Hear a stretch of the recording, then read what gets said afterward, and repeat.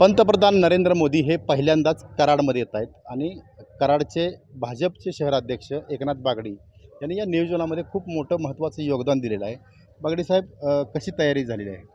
तयारी जोरात झालेली आहे आणि संपूर्ण शहर मोठ्या उत्साहात आनंदात या तयारीमध्ये लागलेलं आहे. कारण देशाचे लाडके पंतप्रधान पहिल्यांदाच कराड शहरात येत आहेत, तर आमची पूर्ण तयारी जवळजवळ झालेली आहे आता.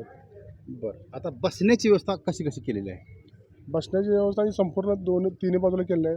वेगवेगळे ब्लॉक केले आहेत. पुढच्या बाजूला थोडे VIP आम्ही ब्लॉक केले आहेत या अच्छा ठिकाणी. अच्छा हां, हे काय आहे? हे कुठले हे वेब? हे VIP ब्लॉक या ठिकाणी आहेत पुढचे. हां, पुढं मागं त्यानंतर मग महिलांसाठी एक ब्लॉक केलेला आहे. एक युवकांसाठी खास एक 5,000 युवकांचा एक ब्लॉक केलेला आहे.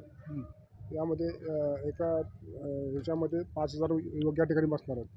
अच्छा अच्छा आता पिण्याच्या पाण्याची सोय कशी केली? कारण उष्णतेची प्रचंड आज पाण्याची भरपूर सोय केलेली आहे. वरच्या साईडला पाण्याचे मोठमोठे जार असतील, गाड्या असतील पाण्याच्या चांगल्या. नगरपालिकेने सुद्धा चांगल्या आम्हाला सहकार्य करून पिण्याचं चांगलं पाणी दिलेलं आहे या ठिकाणी आम्हाला.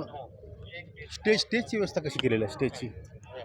स्टेजची व्यवस्था संपूर्ण झालेली आहे. आता बसण्याची व्यवस्था कशी आहे? स्टेज बैठक व्यवस्था मिनिमम 40 लोकांची या ठिकाणी झालेली आहे. अच्छा, तर म्हणजे कोण इथले पश्चिम महाराष्ट्रातले आमदार खासदार असणार आहेत? संपूर्ण VIP लोक, सगळे आमदार असतील, माजी खासदार असतील, असे सगळेच लोक या ठिकाणी. त्याबरोबर जिल्हाध्यक्ष, मुख्यमंत्री उपमुख्यमंत्री येणार आहेत असं समजतंय? हो येणार आहेत. अजून त्याचं कन्फर्मेशन झालेलं नाही, पण येणार आहेत. तर हे होते एकनाथ बागडी. खरं तर बागडी साहेबांचं खूप मोठं योगदान या सभेच्या दृष्टीनं आहे.